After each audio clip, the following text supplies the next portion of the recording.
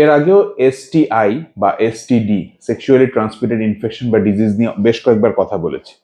তো এখন আমরা যে বিষয়টা নিয়ে কথা বলবো বা যে অসুখটা নিয়ে কথা বলবো সেটা হচ্ছে হিউম্যান ইমিউনোডিফিসিয়েন্সি ভাইরাস নামক এক ধরনের ভাইরাস, যেটাকে আমরা এইডস বলে চিনে থাকি।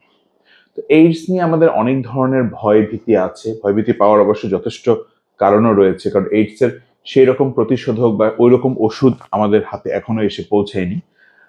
ইদানিং বেশ কিছু পত্রপত্রিকা বা টিভির প্রতিবেদন আপনারা দেখতে পাবেন যে রিসেন্টলি কিছু এইডস এর ইনসিডেন্স কয়েকটা জায়গায় পাওয়া যাচ্ছে।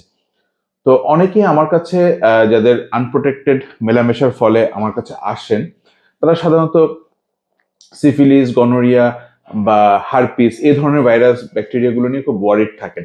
তো আমরা তাদেরকে একটু কাউন্সিলিং করে ইনভেরিয়াবলি কিন্তু HIV-1-2 টেস্টটা করতে দিই, কারণ এটা স্ক্রিনিংটা আসলে খুব বেশি দরকার।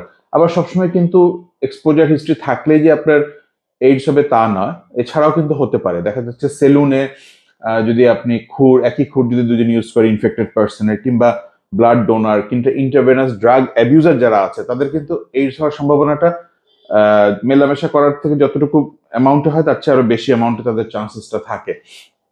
তো রিসেন্টলি বর্ডার এরিয়াগুলোতে, স্পেশালি উত্তরবঙ্গের হিলি বর্ডার এরিয়াতে এবং দক্ষিণের দিকে যশোরে বেশ কিছু ইনসিডেন্স পাওয়া গেছে। কিন্তু যশোরের স্ট্যাটিস্টিকটা বলি, লাস্ট 10 মাসে অ্যারাউন্ড 80-র মতো এইডস রোগী শনাক্ত হয়েছে হাসপাতালে আসার পরে, সরকারি সদর হাসপাতাল যেটা, এবং তার মধ্যে কিন্তু 71 জন পুরুষ আর 9 জন নারী।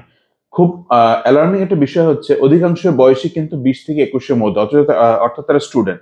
চট্টগ্রামে এরকম বেশ কিছু ইনসিডেন্স পাওয়া গেছে এবং হিস্ট্রি নিয়ে দেখা গেছে খুবই অ্যালার্মিং একটা বিষয় যে এদের বেশিরভাগই পুরুষ হওয়ার কারণটা হচ্ছে এরা অধিকাংশই সমকামী।